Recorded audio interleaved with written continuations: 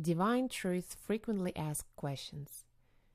Jesus, Mary, and others provide answers to questions that are frequently asked by members of the media and public. The subject of this session is spirits. This is session 1. What's the difference between a spirit and a ghost? Are ghosts real? Well, yes, ghosts are real. We need to look at the difference between the spirit person and a ghost. The reality is, for most instances, a ghost is an apparition of the spirit person's body. In other words, it's the spirit manifesting a physical form so that a person can see the spirit with their own eyes. But because the spirit usually who does this is not in a very good condition, they can't gather together all of the substances of the universe in order to make a solid form, and so it's a form that you can see through. It's a form that's ghostly in its appearance. So for the majority of so-called ghost viewings or sightings, it's the actual single person, a spirit, trying to manifest a physical body in order to display itself to a person on Earth, but not managing energetically to create enough energy to do it. And as a result, the apparition is an apparition, ghostly type of apparition that the person on Earth can see through. However, it is also possible for a group of spirits to manifest one ghostly apparition. So a group of spirits can, by the cooperative use of their own energy systems, gather together a form which they then animate through their own expression. So a ghost, if you like, can also be a combination of a collective group of spirits manifesting enough energy in order to create an apparition of some kind. Now, the reason why a group of spirits would be needed to do that is because the energy from one of those spirits is not strong enough to do it.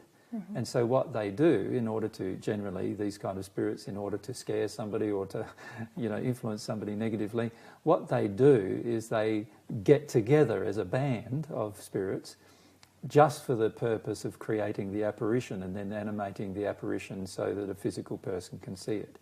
So remember that the apparition is a physical manifestation of energy. It's not a spiritual energy, so it's very, very different than a person who is mediumistic, who can see a spirit person's body. If we are mediumistic, we're actually looking at the spirit person's body, not an apparition of the spirit person's body, not a manifestation of the spirit person's body. Whereas an apparition that can be seen by the majority of people on the planet at any point in time, whether they're mediumistic or not, has to be created by the spirit by drawing the elements of in the surrounding parts of the physical universe together in such a warm way as to form an apparition that the individual can see, and then they animate such an apparition in order to communicate, whether it's just to communicate fear or to communicate some kind of other idea or concept. So ghosts are real in the sense that they are real happenings, but they might not be a real person. They might actually be the manifestation of a number, even hundreds and sometimes even thousands of persons who generate enough energy to manifest one ghost, if you like.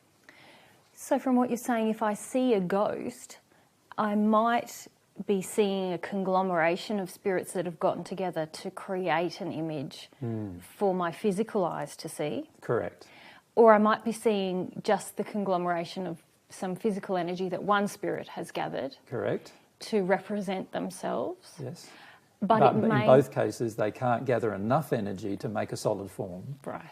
Yeah. And what I see may not be actually how the spirit actually exactly appears and in most their spirit likely body. Would not be. Right. Because it'll be a manifestation of their own creation. So it's what they want you to see, not necessarily what they actually are. Mm-hmm. Yes. And you also made another distinction there where if I can use my physical eyes, my sight, to see a ghost or an apparition. But if I'm a medium, I might actually be able to see with my spirit senses another spirit. Exactly, and that's a different form of seeing, and that's not an apparition or a ghost. That's actually seeing the physical body of the spirit itself in its spirit form, using your spirit body's eyes to see it. Yes. And your spirit body has eyes as well as other senses, and so it has the ability to sense, taste, touch, smell, and everything, a spirit.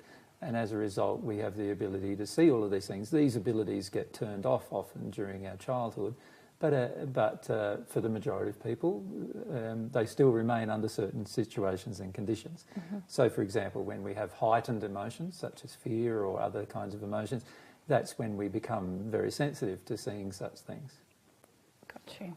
And so when there's lots of stories, isn't there, about people seeing ghosts or seeing apparitions, and really we could then, in those instances with those people, it could have been one of two things happening, couldn't it? Correct. Either this sight with the physical eyes, Yes. or a sight with a mediumistic ability. Yes. Yeah. And quite often for most people, they did have a sight with their mediumistic ability when they were children. This is why most children have, friends that they talk to, and Imaginary friends, so-called imaginary friends that they talk to and experience life with, that are actually real people that surround the person.